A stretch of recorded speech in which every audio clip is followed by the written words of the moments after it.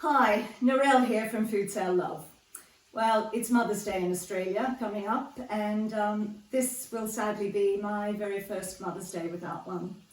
I miss her terribly, and today I thought I'd honour her by making a pavlova. In my eyes, she made the best pavlova ever. I'm at home in France, and joining me today to honour their grandmother are my two beautiful nieces. Edwina in London, good morning. Hi. And Courtney. Hi, London. And Courtney, where are you? Hello, I'm actually in Nana's kitchen right now with her mix master that she used to use all the time, a sifter here, and I've even got a jar of corn flour with some still in it, with her handwriting still on it. Fantastic, fantastic.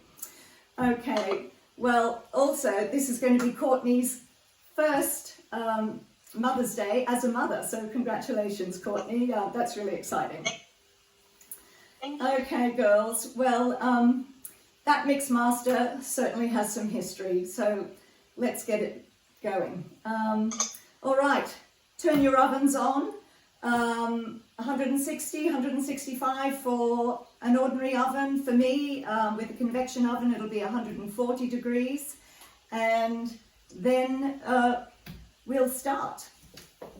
So your ingredients are 6 egg whites, 1.5 cups, which is 200 grams of caster sugar, a pinch of salt, a teaspoon of vinegar, a half a teaspoon of vanilla, and 2 teaspoons of corn flour.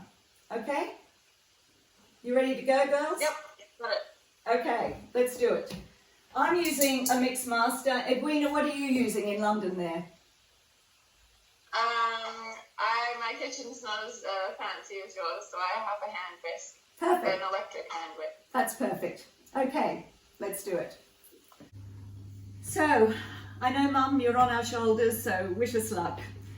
Let's do this, Edwina. Courtney? So, egg whites into your bowl. And along with that, just a pinch of salt. Okay.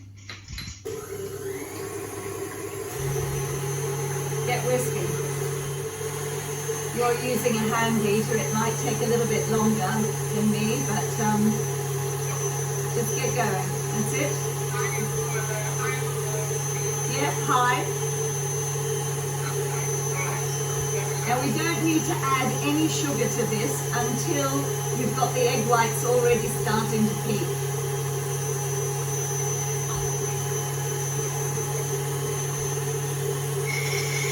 Oh, I think we seem to have lost Courtney in Australia there temporarily, but we'll keep going, Edwina.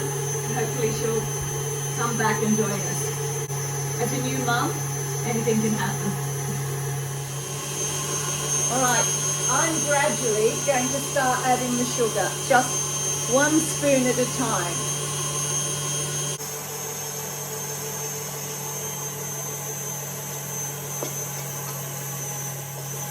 I'm afraid this part can't be rushed.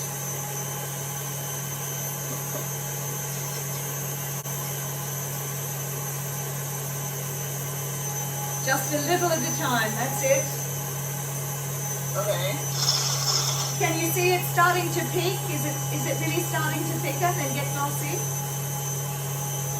Yeah, very coffee. Okay. You want? Took me a long time to have the confidence to make a pavlova without Mum by my side. So you're very grown up now.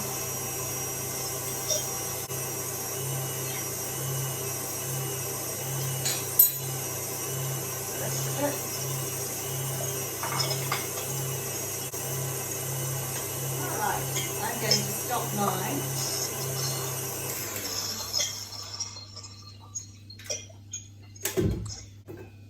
You can see how nice and thick that is.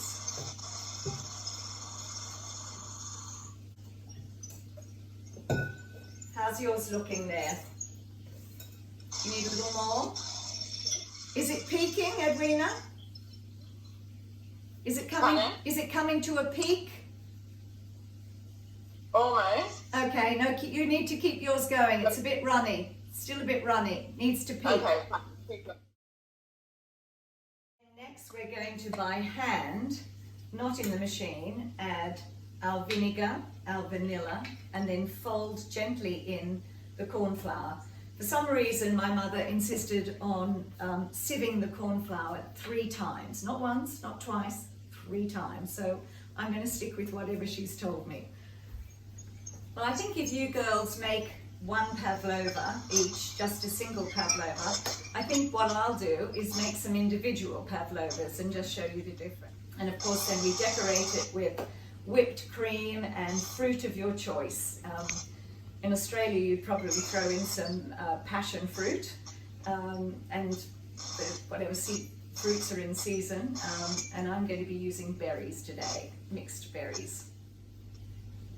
Let's see, Edwina, let's see if you've got peaks. Oh, that's getting better. Yeah. I'll show you my bowl. Okay. Okay, it's got to be nice and thick.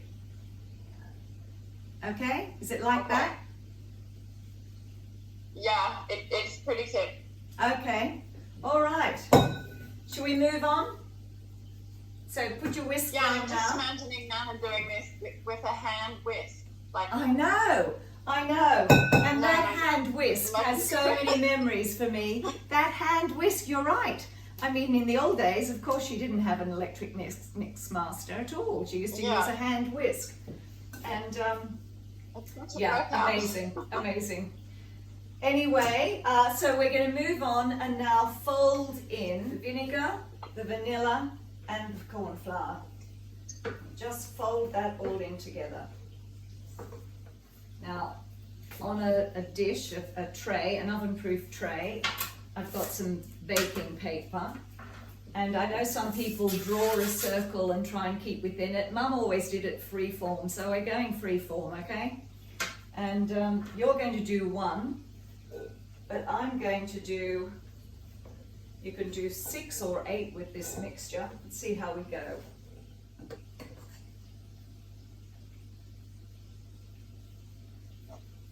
yeah, Nana was amazing how she could do things without measuring them, or I know. like you said, she could just put them on the table. I remember she used to be able to make whole outfits without even using a pattern. Exactly. I mean, yeah, true artist. Well, the funny thing is, this recipe of hers, which is on this little tiny piece of paper which I've given you girls, it's just a list of ingredients, and she just expected me to remember how to work it out. But you know, that was Mum in everything. You just had the ingredients and surely you can work it out. The last time Mum and Dad came to France to visit me, I had a party and Mum just pulled out about 8 trays of 8 pavlovas as if it was nothing, and decorated them all and had them out for lunch. It was absolutely brilliant. Everyone was pretty impressed, including me. Well, my tray's not big enough for 8, but there's a little bit more mixture in there. It probably could make 8 smaller ones. How are you doing, I'm Edwin? okay. I think you might need to help me with the shape. Yeah? Just a big dollop. And don't play with it too much. You know, they don't have to be perfect. So how does this look? Oh, that's wonderful. Don't make it too, it's Okay. not to be too precious, you know. She never believed in playing too much and taking too long with it, you know. Be light-handed and quick and free form. And then they'll bake, in any case, they're going to be covered with cream and fruit. So this is just the basis. Yeah. All right, are you ready for your oven? Yeah, yep. Okay. I remember she used to say about the scones, don't touch them. Don't play with them too long, I know. Light and Yeah. quick. Be light-fingered. All right, mine are ready for the oven. Are yours? Perfect. I think so. Let's do it.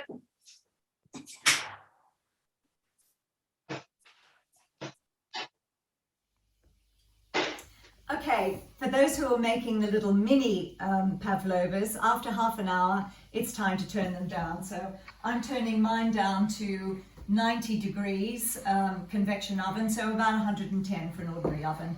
And for you, Edwina, making a big one, turn yours down now after an hour, and then turn it down for another half an hour to about 100 degrees. Okay? Now while we wait for that last half an hour, it's time to whip the cream. So just with some, I'm sure you've got some wonderful English cream there, just whip it with a little bit of icing sugar and a little bit of vanilla, and we'll come back to you, okay? My cream here in France will take a lot longer than yours will, Edwina in London, or Courtney, yours in Australia. Right, let's see. Mine will be ready now. They look great. There we are. And for a bigger pavlova, like Edwina and Courtney are making, theirs will take just a little bit longer, so we'll just wait for them. Yeah. Yours almost ready, Edwina? Yeah, about 30 seconds left. Okay. Yeah, the last time I made a pavlova was at Nana's house. Oh, really? Overseas, so, yeah. Lovely memories. So I think it'll always remind me of that. Yeah. Lovely thing to do, isn't it? Lovely to do it with you too. Yeah. Okay, let's get it out and see what it's like. Wow, wonderful. Okay, now just let it cool, and let's come back together in maybe half an hour. And then it's nice and cold and ready to have some whipped cream and fruit put on top, okay? So is your cream ready? Yep, all ready to go. Okay.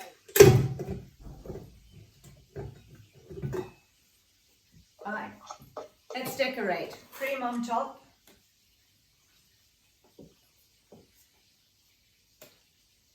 And you can be, yep, just on the top. And you can be as artistic and decorative as you like. With obviously whatever fruit is in season. It's still be good. Say again?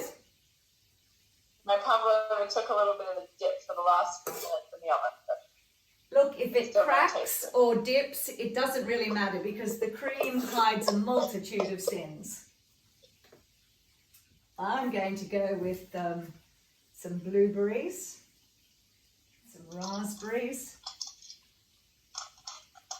Okay, I've got kiwi fruit, strawberries, raspberries, and blueberries. Well, I have red currants and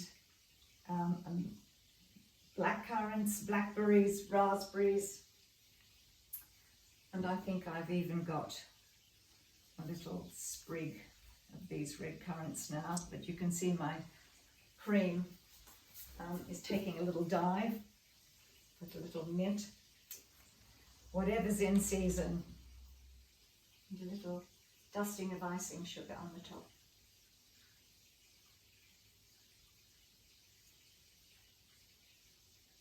Voila. So here's my end result, my little nests of berries with a sprig of mint on top and a little sprinkling of icing sugar. The origin of this recipe is a little controversial between Australia and New Zealand, but the one thing we do agree on is that the origin is for the ballerina Anna Pavlova, the Russian ballerina who visited Down Under in the 1920s, so it was named after her. It really has to have a lovely crisp exterior, but still be sort of gooey and marshmallowy in the middle, and then lathered with cream and seasonal fruit. It's a national treasure, what can I say? Oh, Courtney's back. Look what I just found. Wow, she's got Mum's pavlova plate, complete with recipe. Gosh, she really is with us. Girls, I just want to thank you for joining in on this tribute to Mum, and to all mothers, young and old, out there around the world who's ever celebrating Mother's Day, and I know it's more than Australia and New Zealand, a very happy Mother's Day, and to you, Mum, always in my heart. Ciao. And a final dusting of icing sugar on top.